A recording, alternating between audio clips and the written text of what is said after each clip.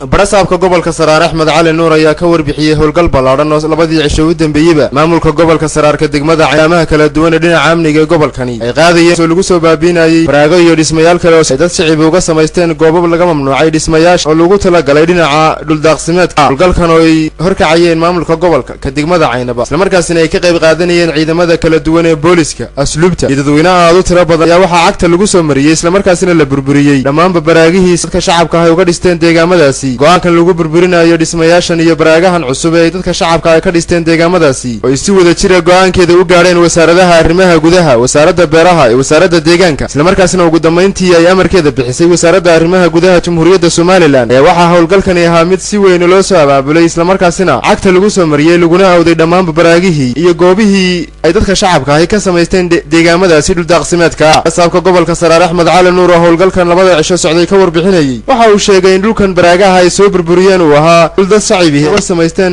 goobo lagu tala galay dhul daaqsimeedka isla markaasina xukuumadda Soomaaliland ay mamnuucday in wax baraaga iyo dhismayaal cusub laga sameysto waxaana barasaabku sheegay in dhulkan ay ahaayeen kuwa bilihii u dambeeyay ay nabadgelyo darro ka taagnayd isla markaasina dadka shacabka ay si weyn uga cabanayeen isagoo barasaabka gobolka Saraar sidoo kale digniin kulul u diray dadka sameystay seerayaasha sharci darrada oo tilmaamay iyagana dhawaan lagu qaadi doono howlgalkan ka sii ballaaran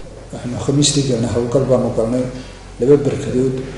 oo muddo gaaban ay magaalada ka taagnaa digniino horena aanu siinay in la joojiyo bilayskuna ay tageen annana aanu runtii waraaqeeyo oo arrimo fara badan aanu ka saxiixnay in howlaha la joojiyo ayaanu ku baxnay labadaa barkadood waanu soo aasnay dhulkaas oo dhul daaqsin ah oo dadweynaha iyo beeraha dhulkaa dega ay ka dhaxayso run ahaantii oo marka horena heshiis hore oo jiray in dhulkaas dhul daaqsimeed noqdo baraaga hore oo muddo laga soo wareegay in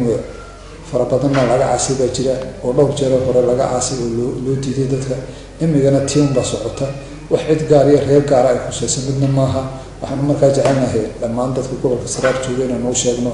in ay dawladdu amar adag ka soo saartay baraagaha cusub ee la qodanayo